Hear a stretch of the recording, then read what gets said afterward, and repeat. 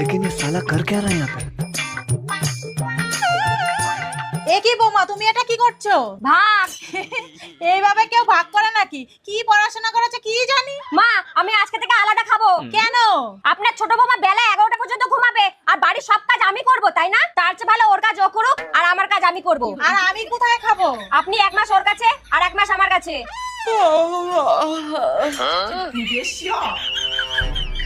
কি রে, তোর কি আর খেয়ে দে কোনো কাজ নেই? বাড়ির মাঝখান দিয়ে দড়িটা নিয়েছিস কেন? আজকে থেকে তোর দিকে তুই থাকবি আর আমার দিকে আমি থাকবো।